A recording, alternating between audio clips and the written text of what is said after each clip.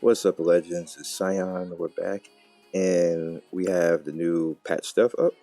Now, the first thing we're going to talk about is Bailesh. Bailesh is the third fake character that's going to be coming in. He's going to be coming in at, as you can see right here, and it's pretty much the cooldown. So as soon as the cooldown is up, we're going to have Big Bail here. Now, he's going to have Dragon Blood. He has a special fate weapon that's also coming with him, which they didn't put a link for.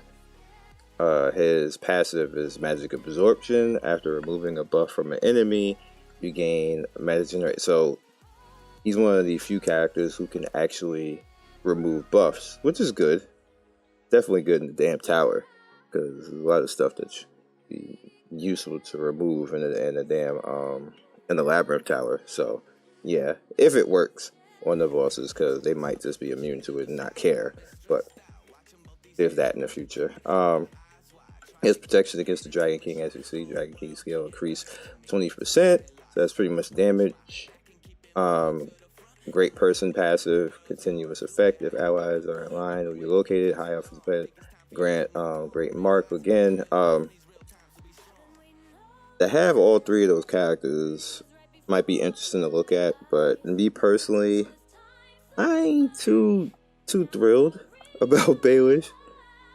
He's probably gonna be useful. He's probably gonna be strong, and I'll probably give him 4 to 5 summons. 4 to 5 summons. So I'll be honest with you, but I don't see trying too hard beyond that. He probably is gonna be cool. He's gonna have Wrath too. So again, just to have 3 characters that can Wrath in the party might be interesting. Might be interesting in PvP too.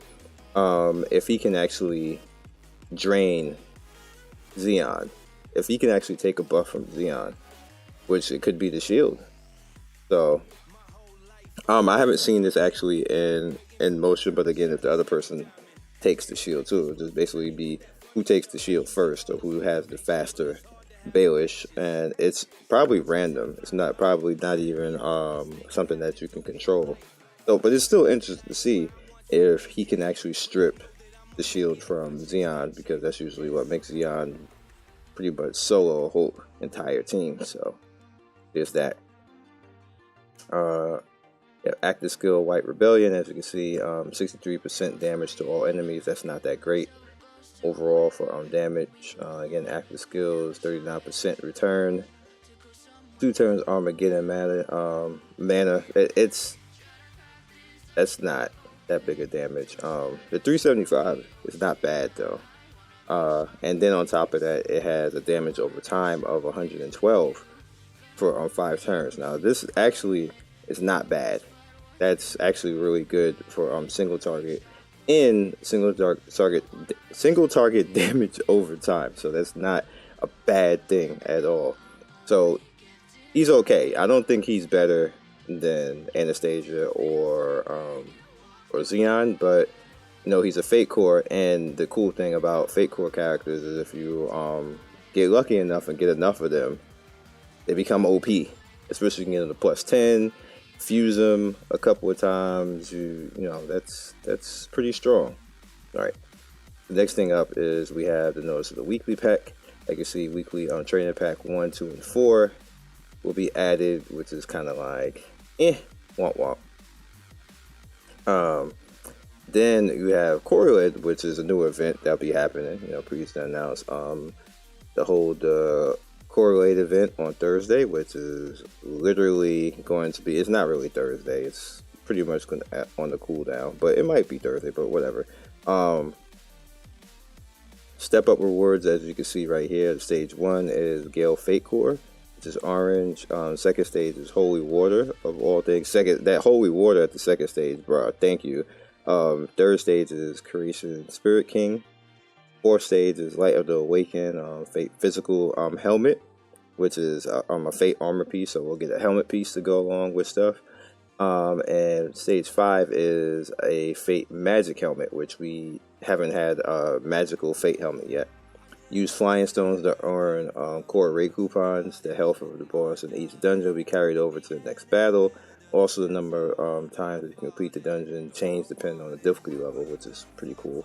The clear count will reset every day initially at 5 a.m. At the core store, you can exchange items you need for training. Also, use coupons to change it to gold. Basically, the product, no, it's kind of pretty much an event, and you need to clear chapter 713 to actually participate in this. So that's something for you guys to understand right now. Chapter 713, like, get it done. Get it done. Next up is, we've been waiting for this, and finally it's about to happen. The Flying Squad match is going to start next week, next Monday, and it's pretty much what that basically means is we're going to have raids. Now, we've been waiting for this for a while. As you guys can see, we've been waiting for this in the Air Squadron, and we finally are going to have it, which is pretty good. Like, that's where all this stuff right here is going to come in at, and we're going to be able to do our thing over here, which is pretty cool. Like, I'm looking forward to this, and I'm gonna have my characters ready by then. Now, those of you who watched the raid yesterday saw how annoying it was for me to fight this certain raid tower thing, and well, not tower, but not even raid, the lava tower. I have to build up my light characters. That's pretty much the gist of the whole entire thing. Build up your light characters and get your light characters in there and do some damage and everything else. That's literally the gist of all of it. With that said, I think we're gonna go in and just look at them.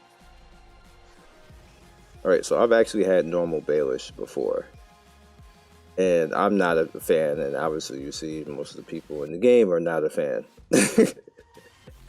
But him as a fake core is a different story. It's not that bad, as you can see, and this is not a lot of damage, but it corrodes over time, which gives you damage over time, which is actually not a bad thing. This is you get the character stronger, and you also have this, which is the single target. Remember, this is also a magic unit as well, and it's a darkness magic unit, and we don't have that many good darkness magic units. So that is a thing. It's definitely a thing, as you guys can see. Boom. All right. So again, I think I'm going to go 4 or 5 summons into this. Now, I already have enough right now, or just under enough. I probably have enough now because I think I got something else. Let's see this. Yeah, we literally we have enough right now. We have 2 summons right now. Anastasia is gonna pretty much be back into the main field. You can get her at a very low rate. I wouldn't count on getting that type of character off banner like that. So if you haven't gotten the character yet, please do all you can to get that character. It's in your best interest. And for me, like I said, I'm only going to probably do 4 or 5 at the most. And I don't have much currency to go after and go get anyway, except if the new event blesses us with a whole bunch of currency, which it might, which they usually do give you between 1 to 2 summons worth of currency and these events. So we'll see what happens with that, because if they do actually, come and do that, then, that'd be nice. Maybe I'll get a little more, because you saw how fast I got Anastasia, which is just luck.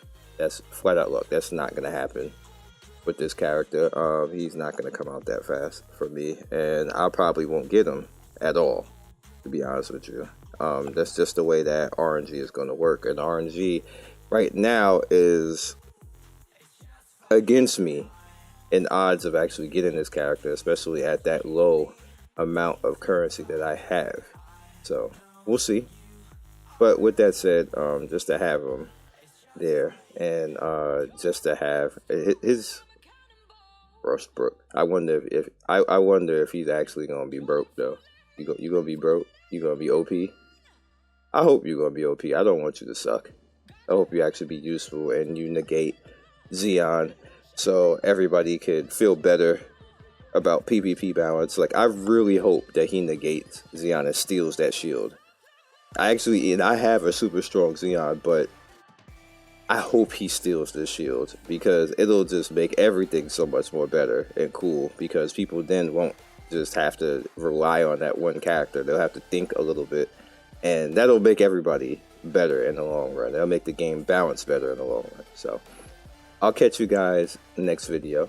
Be legendary and good luck on your summons.